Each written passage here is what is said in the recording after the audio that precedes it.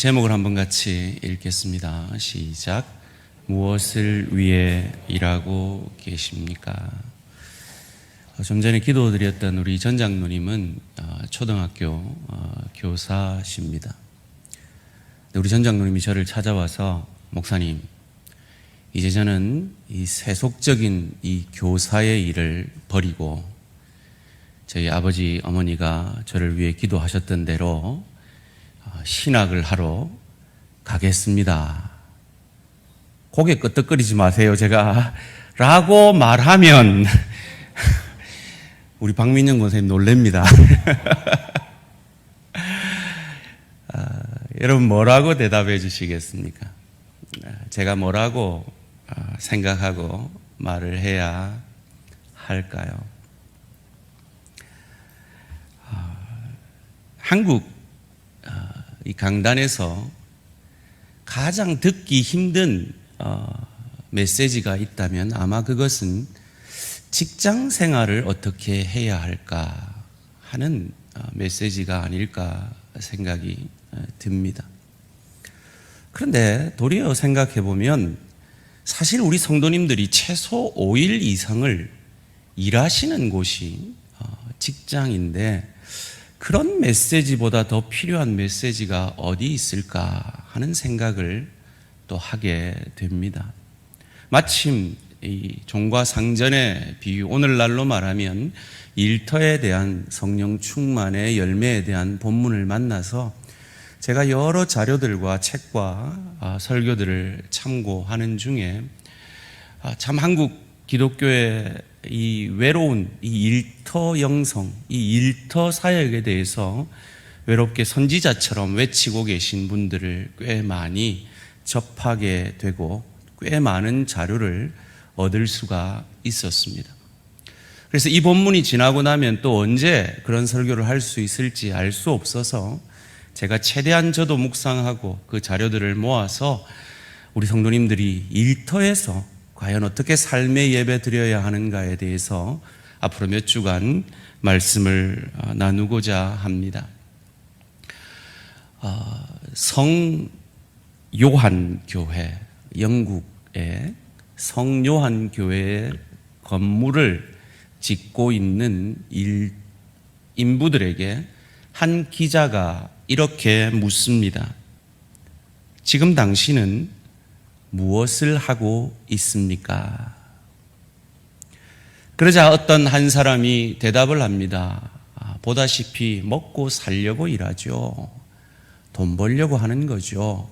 내 일의 이유가 돈이다 라고 말합니다. 어떤 사람은 말합니다. 이게 내 직업이니까 일하는 거죠.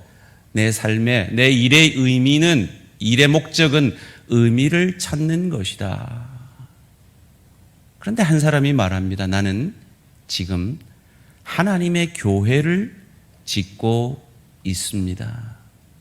이것을 3M이라 하여서 일터 영성에서 참으로 많이 말하는 내용입니다. money, 돈 중요합니다. 돈이 우리의 일의 중요한 목적입니다. 그러나 그것을 넘어서서 meaning, 의미도 우리는 일 가운데 찾아야 합니다.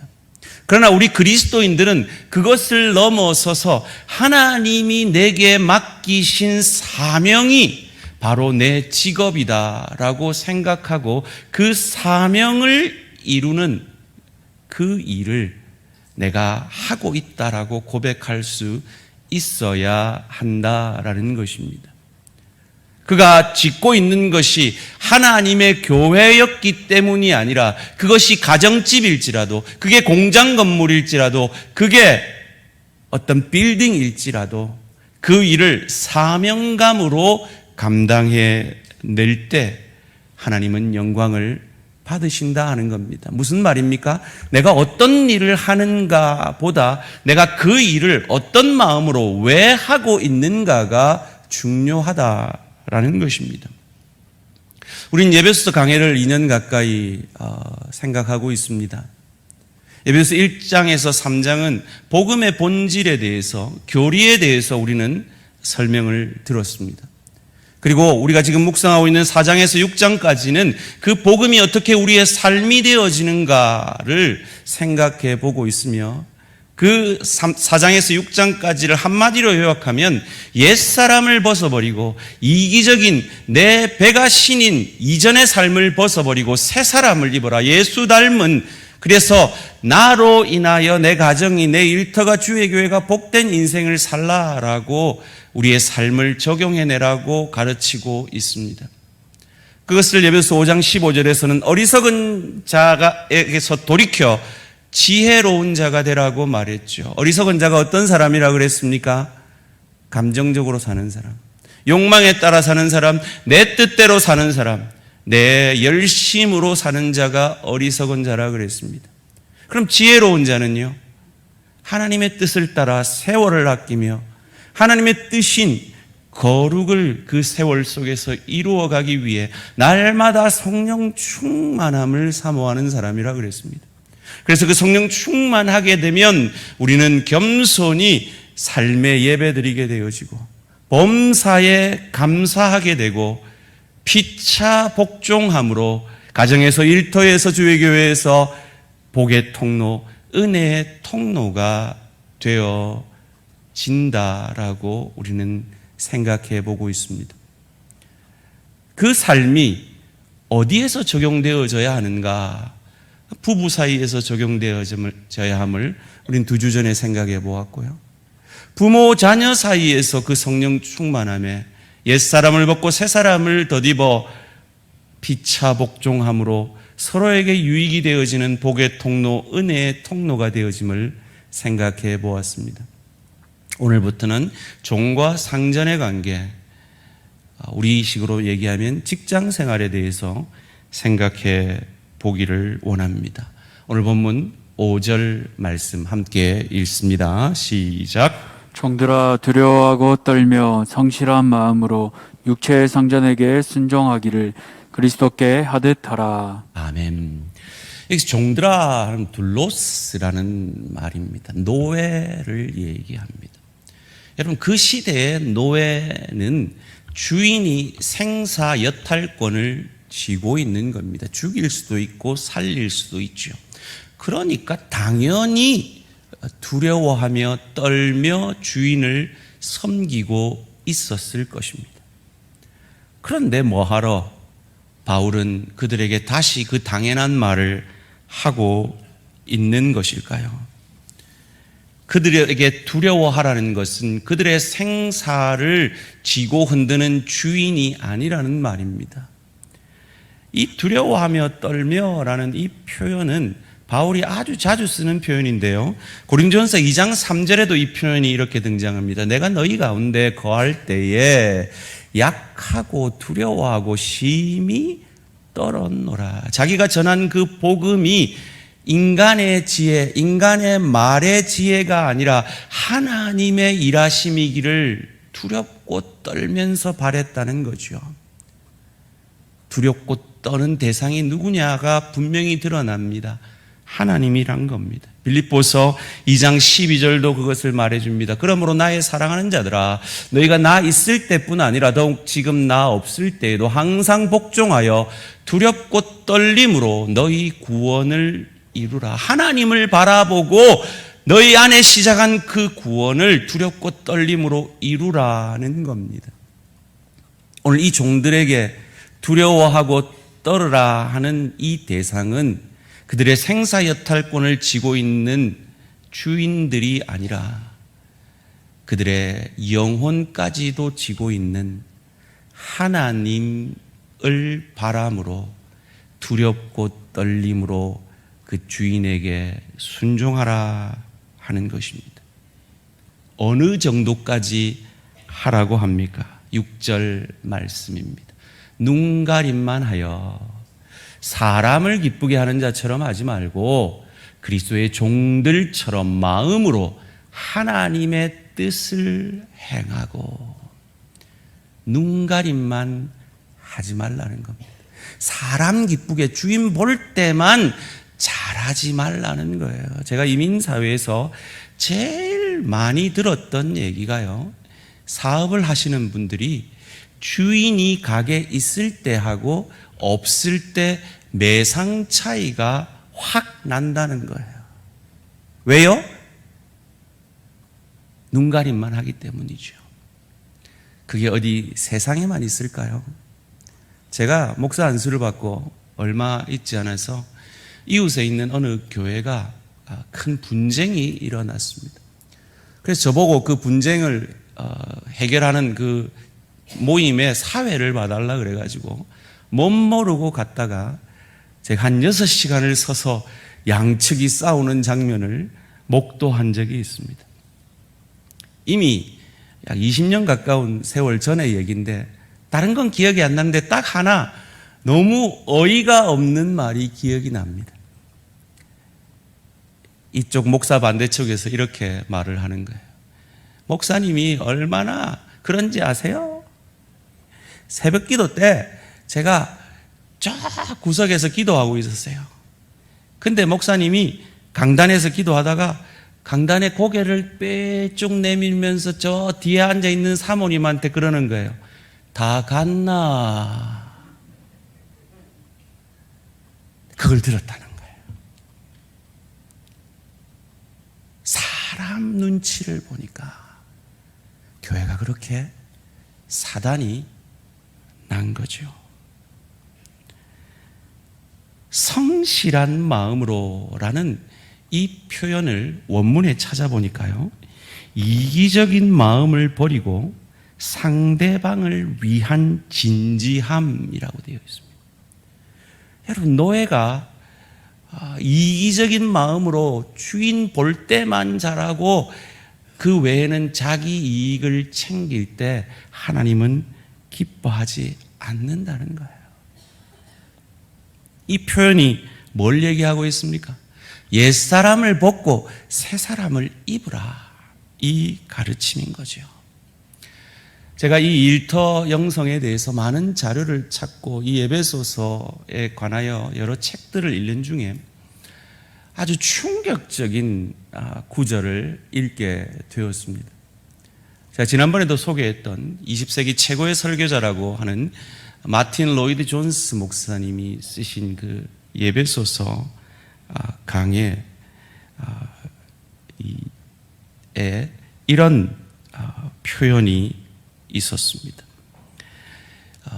에베소서 강의 6권 25강 443페이지에 있는 내용입니다. 복음을 전하기 위해서라도 내 고용주의 시간을 사용할 권리가 없습니다. 이 점에서 잘못을 범하는 많은 그리스도인들이 있습니다. 그들의 일을 하도록 주어진 시간에, 즉 자기들의 시간이 아니고 주인이 산 그 시간에 기독교 신앙이나 영혼 구원 같은 일을 얘기하느라고 시간을 보내는 사람들이 있습니다. 이런 일을 하느라고 한 주간 내에 몇 시간을 허비할 수도 있고 1년 동안을 계산한다면 헤아릴 수 없는 많은 시간을 낭비하게 될 것입니다. 그러나 그것은 이 사도의 훈계를 완전히 불순종하고 있는 것을 뜻하는 것입니다. 그것은 정직하지 못한 것이며 일종의 도둑질입니다. 사도는 우리가 성실한 마음으로 주인에게 복종해야 한다고 말합니다. 또한 우리의 마음을 모아서 의무를 다하기 위하여 전력을 다하라는 것입니다. 우리의 동기가 아무리 선하다 하더라도 우리 주인에게 속한 것을 우리 자신을 위해서 사용할 권리는 전혀 없습니다. 그러나 어떤 사람이 한 사람의 영혼을 위한 것이라면 그것은 옳아야 합니다 라고 말한다고 합시다. 그렇지가 않습니다. 당신은 복음 전도자로 그 회사에 고용된 것이 아닙니다. 그런 일은 합의되지 않은 것입니다. 여러분이 일을 떠맡을 때 그것은 거론되지 않았습니다. 그렇게 할 권리도 없고 그래서도 안 됩니다. 만일 여러분이 그런 식으로 행동한다면 복음에 해를 끼치고 있는 것입니다.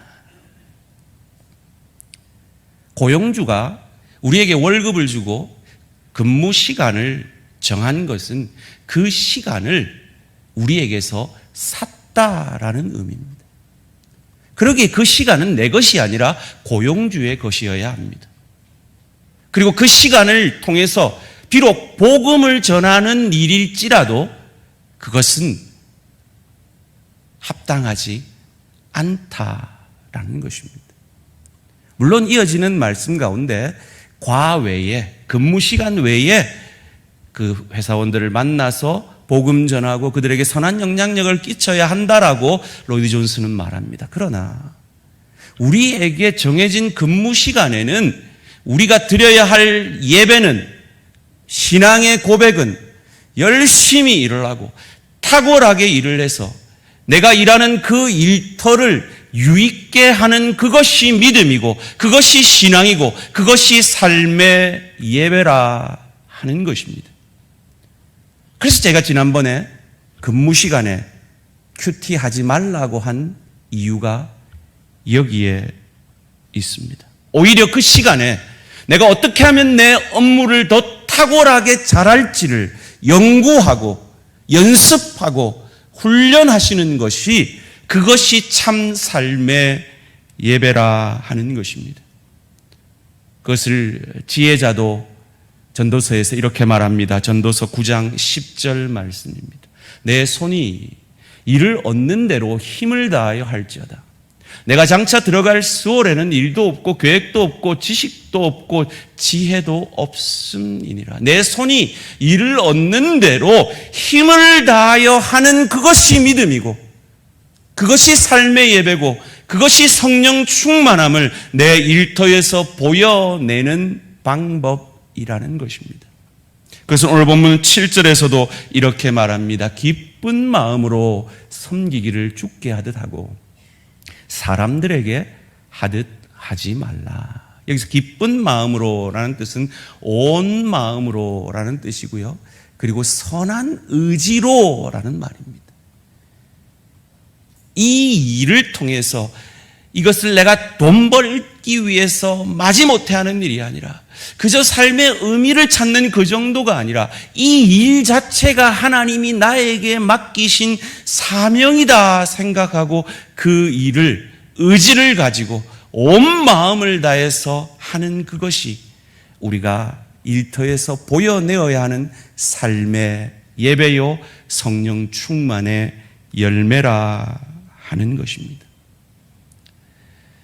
제가 오늘 설교를 준비하면서 많은 자료들을 찾는 중에 일터 소명을 위해서 참 한국교회 선지자 역할을 하고 있는 원용일 목사님이라는 분의 강의와 책을 접하게 되었습니다. 앞서 제가 우리 전 장로님 말씀을 예로 들면서 우리 전 장로님이 하지도 않은 말을 제가 이 집중을 위해서 했는데 사실 그 말이 이 원영일 목사님의 강의 가운데 나오는 말입니다. 어떤 분이 이 원 목사님에게 찾아와서 나는 이제 세속적인 교사의 일을 버리고 주의 일을 하겠다라고 찾아왔다라는 것입니다. 근데 이 원 목사님이 그 얘기를 듣는데 화가 나더래요. 왜 화가 났을까요? 그분이 영육이원론에 빠져 있는 것이 화가 났고, 그리고 그분 같은 이 한국 기독교 문화가 화가 났다는 겁니다. 무슨 말입니까? 우리는 흔히들 이렇게 생각합니다. 교회 와서 예배 드리는 것, 헌금하는 것, 전도하는 것, 이런 종교적 일을 하는 것은 하나님의 일이요, 영적인 일이요, 위의 것을 찾는 일이요, 내가 세속적으로 일하는 그것은 땅의 일이요, 육신의 일이라고 생각한다는 것이죠. 그런데 생각해 보세요. 예수님이 그의 33년 평생 동안 30년 동안 하신 일이 목수일입니다. 그 일은 세속적인 일이었을까요? 아니요. 그건 거룩한 일이었습니다. 왜요? 거룩하신 예수님이 하신 일이었고 성경도 그것을 칭찬하고 있습니다. 반면에 가인이 드린 제사, 그건 분명히 종교적인 일이었습니다. 그것은 성스러운 일이었나요? 세속적인 일이었나요? 그건 세속적인 일이었습니다. 왜요? 하나님이 받지 않은 제사였기 때문입니다. 바리새인의 기도는 어떤가요?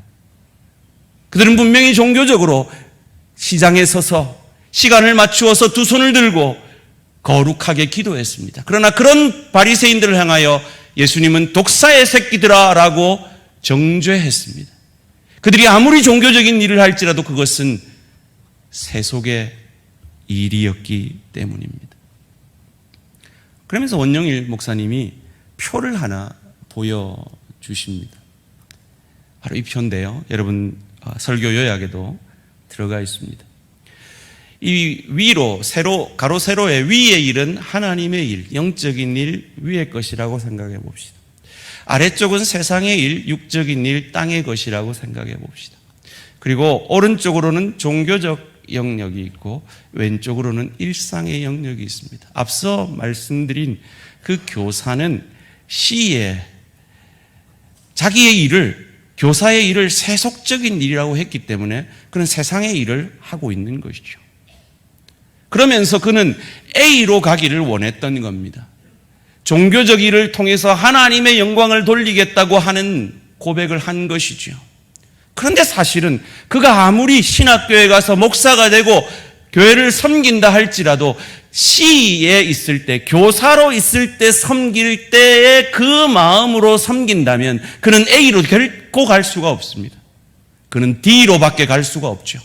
세속화된 종교를 섬길 수밖에 없는 것입니다. 오히려 그가 추구해야 하는 것은, 물론 하나님께서 늦은 나이에 목회자로 부르실 수 있습니다. 그러나 그가 목회자가 되기 전에 그의 일상의 영역, 삶의 영역 가운데 세속이 아니라 그 일을 사명으로 하라, C가 아니라 B의 영역으로 그 일을, 그 세속의 일을 하나님의 일로 만들어내는 사명을 따라 사는 인생이어야 한다라는 것입니다.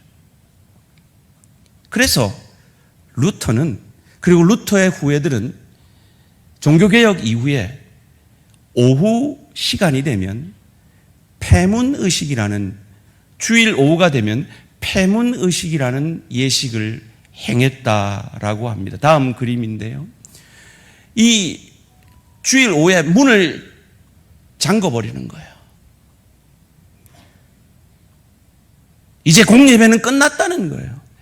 이제 삶의 예배가 시작된다는 거예요.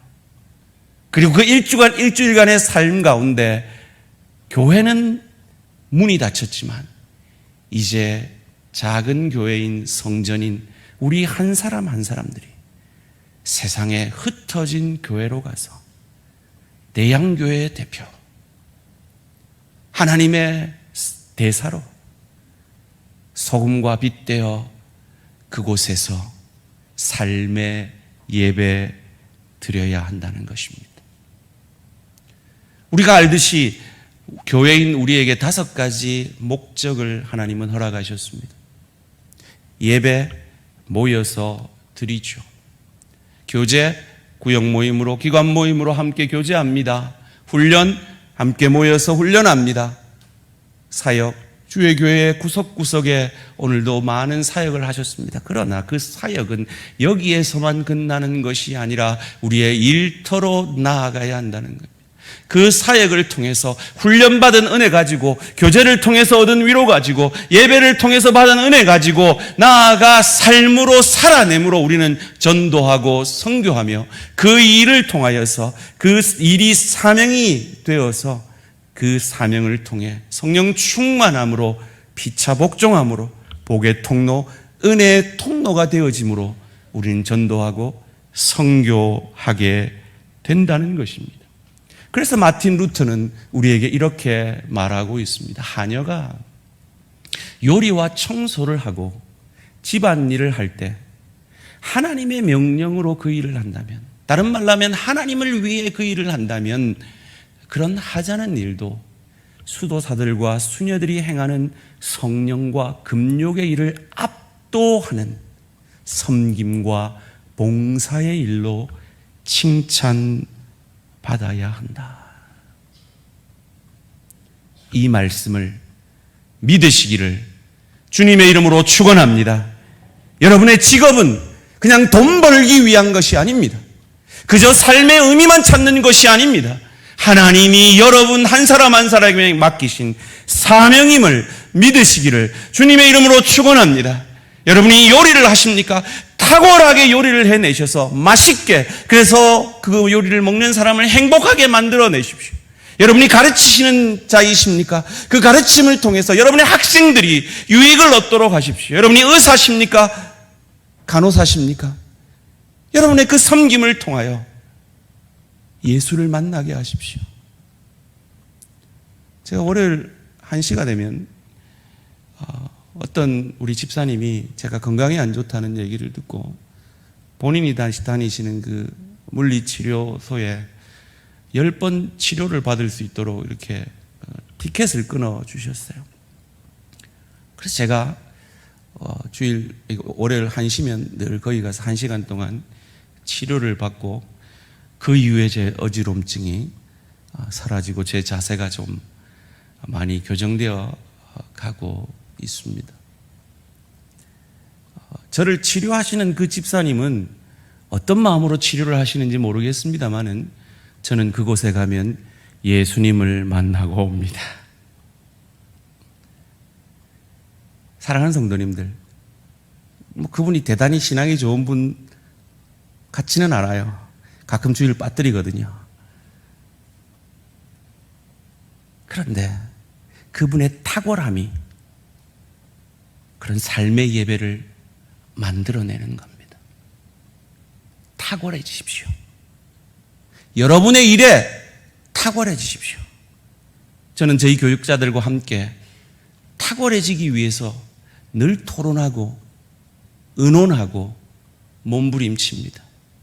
그것이 주의 일인 것처럼 여러분의 요리 실력을 탁월하게 만들어내십시오, 주부 여러분. 아멘이십니까? 아멘이십니까? 이거 아멘 되셔야 돼요. 여러분의 청소 실력을 탁월하게 만들어내십시오. 회사에서 인정받으십시오.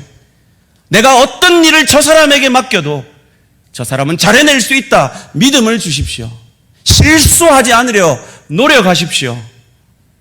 여러분의 그 탁월함을 통해서 유익게 하십시오. 피차 복종하십시오. 그것이 여러분이 일터에서 만들어내셔야 하는 성령 충만의 열매입니다. 여러분 지금 무엇을 위해 일하고 계십니까? 그저 목구멍이 포도청이라 돈을 위해서만 일하고 계십니까?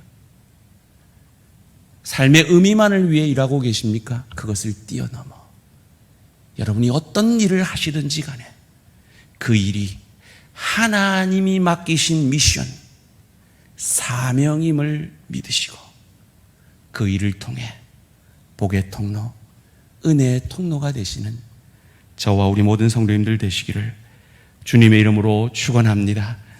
왜 우리가 그래야 합니까? 오늘 본문 8절 말씀 함께 읽겠습니다. 시작. 이는 각 사람이 무슨 선을 행하든지 종이나 자유인이나 주께로부터 그대로 받을 줄을 알미라.